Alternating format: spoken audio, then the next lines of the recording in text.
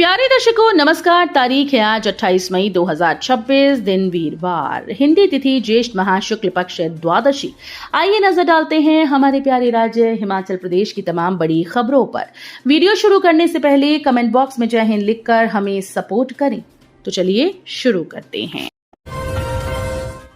MLA बनने के लिए परीक्षा क्यों नहीं? शिमला के सरकारी स्कूल के छात्र ने सीएम से पूछा सवाल, सुक्खू ने दिया रोचक जवाब। हिमाचल प्रदेश के मुख्यमंत्री सुखविंदर सिंह सुक्खू ने शिमला के नेरवा स्कूल में बच्चों से संवाद किया। इस दौरान 10वीं कक्षा के बच्चे विहान चौहान ने पूछा कि आर्मी से लेकर हर क्षेत्र में जाने के लिए परीक्षा होती है, एमएलए बनना हो तो इसके लिए परीक्षा नहीं होती है, लोकतंत्र में इसके लिए भी परीक्षा होनी चाहिए। मुख्यमंत्री ने मुस्कुराते हुए कहा कि एमएलए का एग्जाम सबसे मुश्किल है। 10वीं और ग्रेजुएशन में तो पढ़ाई करके टॉप किया जा सकता है, लेकिन एमएलए बनने के लिए जनता की परीक्षा में पास होना पड़ता है। पहले प्रधानमंत्री पंडित जवाहरलाल नेहरू ने वोट का अधिकार देश की जनता को दिया। इसी आधार पर एमएलए हर 5 साल के बाद जनता के बीच जाते हैं। 5 साल बाद जनता के बीच जाना होता है, जनता ही इन्हें पास करती है। बच्चे ने कहा कि पार्टीज के टिकट के लिए परीक्षा होनी चाहिए। हिमाचल में इस दिन से बदलेगा मौसम, बारिश के साथ अंधड़, ओलावृष्टि का ऑरेंज अलर्ट। हिमाचल प्रदेश को चिलचिलाती गर्मी से राहत मिल सकती है। पश्चिमी विक्षोभ की सक्रियता से प्रदेश में 28 मई से 1 जून तक मौसम खराब रहने के आसार हैं। गुरुवार को चंबा, कांगड़ा, कुल्लू, मंडी, शिमला में बारिश, अंधड़, ओलावृष्टि का ऑरेंज अलर्ट जारी हुआ। शेष जिलों के लिए येलो अलर्ट जारी हुआ है। बुधवार को राजधानी शिमला सहित प्रदेश के सभी क्षेत्रों में धूप खिली रही। एम्स बिलासपुर जाने वाले मरीज ध्यान दें, 28 मई को बंद रहेंगी सभी ओपीडी सेवाएं।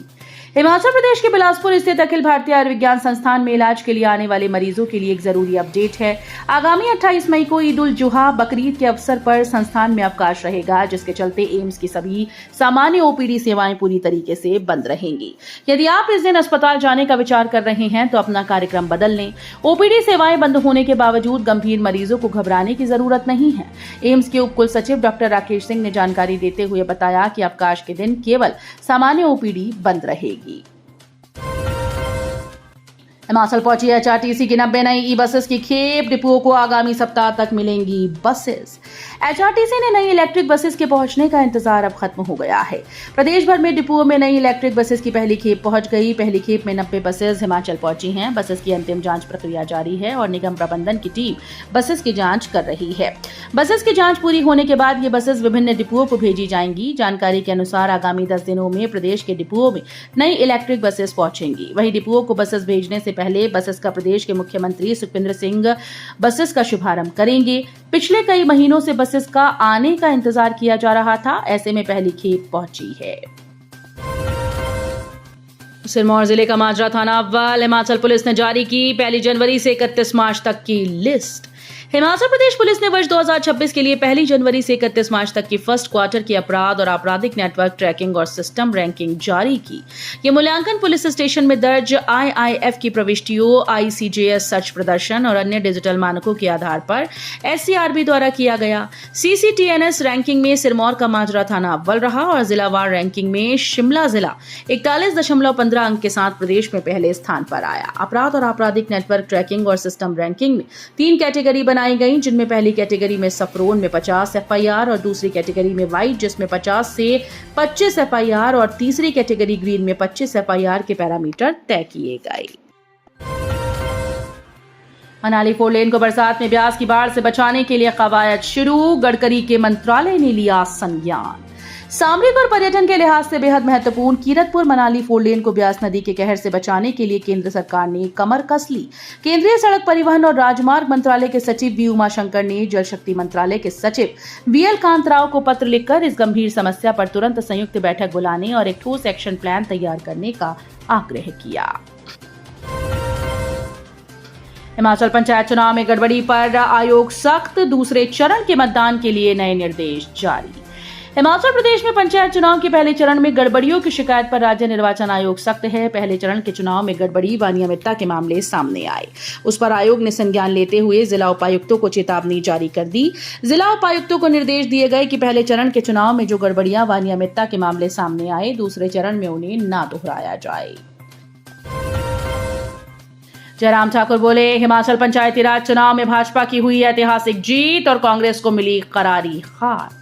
हिमाचल प्रदेश में आयोजित पंचायती राज चुनाव के प्रथम चरण में प्रबुद्ध जनता ने कांग्रेस की जनविरोधी नीतियों को नकारते हुए भारतीय जनता पार्टी के पक्ष में एक तरफा और प्रचंड जनादेश सुना दिया। इस चुनाव के पहले ही चरण में प्रदेश के लगभग 75% पंचायतों में भाजपा समर्थित प्रधान और उप प्रधान प्रत्याशियों ने ऐतिहासिक जीत दर्ज की, जिससे ये साफ हो गया कि प्रदेश के ग्रामीण अंचलों में राष्ट्रवाद और विकास की एक नई लहर चल रही है और कांग्रेस का गांव-गांव से सफाया शुरू हो चुका है।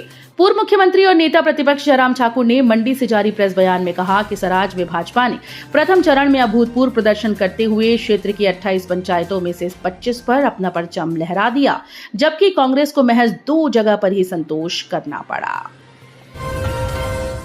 बर्फ तक पहुंचने में पिघल रहा धैर्य, रोहतांग पहुंचने में लग रहे 5 से 6 घंटे, पर्यटक परेशान। मैदानों की भीषण गर्मी से राहत पाने और रोहतांग की बर्फीली वादियों का आनंद लेने के लिए बड़ी संख्या में पर्यटक पहुंच रहे हैं, लेकिन सुहाने सफर का ये उत्साह ट्रैफिक जाम में फंसकर फीका पड़ता नजर आ रहा है। मनाली रोहतांग मार्ग पर वाहनों का दबाव इतना बढ़ गया कि पर्यटकों को घंटों सड़क पर रेंगते हुए सफर करना पड़ रहा है। इस दौरान पर्यटकों को धैर्य बर्फ देखने से पहले ही पिघल रहा है। हालात ऐसे हैं कि रोहतांग पहुंचने में 5 से 6 घंटे लग रहे हैं, जबकि वापसी में भी लंबा इंतजार झेलना पड़ रहा है। बद्दी के पास गांव में एक्सपायरी दवाएं फेंकी, ग्रामीणों के विरोध पर वापस ले जानी पड़ी। हिमाचल प्रदेश के सोलन जिले के बद्दी के साथ लगते फलहाक गांव में निजी पिकअप वाहन से एक्सपायरी दवाएं फेंकने का मामला सामने आया। ग्रामीणों के विरोध के बाद वाहन चालक को ज्यादातर दवाएं वापस वाहन में भरकर ले जानी पड़ी।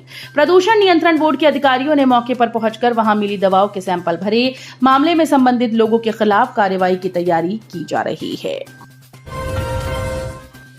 जिसपा से दिल्ली के लिए 28 मई से शुरू होगी HRTC की वॉल्वो बस सेवा, जानिए क्या होगी टाइमिंग।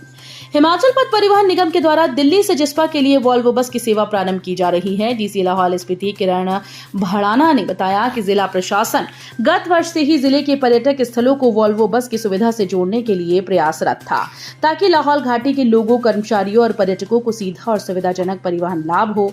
उन्होंने बताया कि देश की राजधानी दिल्ली से अब पर्यटक सीधे अटल टनल को निहारते हुए जिले में प्रवेश कर पाएंगे और प्रसिद्ध पर्यटक स्थल सिस्सू केलांग होते हुए जिस्पा पहुंच पाएंगे, जबकि पहले पर्यटकों को वॉल्वो बस की सुविधा मनाली तक ही उपलब्ध थी।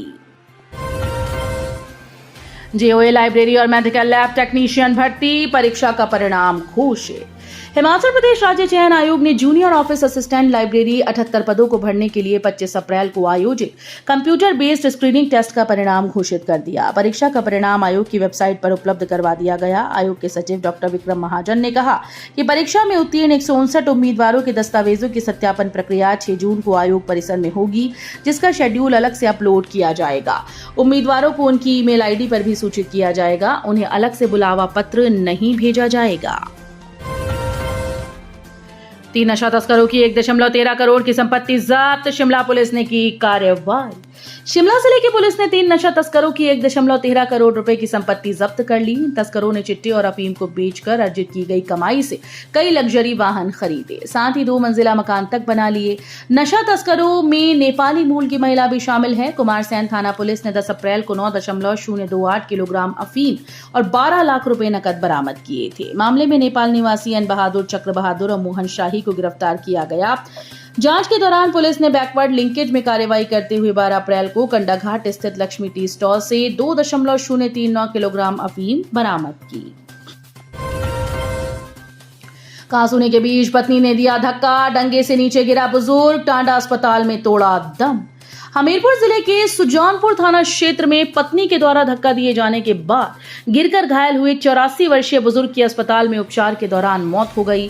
पुलिस के अनुसार चकोतरा निवासी रखीराम और उनकी पत्नी प्रेमी देवी के बीच 18 मई को किसी बात को लेकर कहासुनी हो गई थी। इसी दौरान पत्नी के द्वारा धक्का दिए जाने पर रखीराम असंतुलित होकर डंगे से नीचे गिर गए और गंभीर रूप से घायल हो गए। घटना के तुरंत बाद परिजनों ने उन्हें पहले हमीरपुर अस्पताल पहुंचाया, जहां डॉक्टर्स ने उनकी गंभीर हालत को देखते हुए doctor Rajendra Prasad medical college Tanda refer कर दिया, लेकिन टांडा अस्पताल में उपचार के दौरान बुजुर्ग ने अपना दम तोड़ दिया। तो ये थी आज की फटाफट खबरें। हम मिलेंगे अगले बुलेटिन में, तब तक के लिए धन्यवाद। जय हिंद।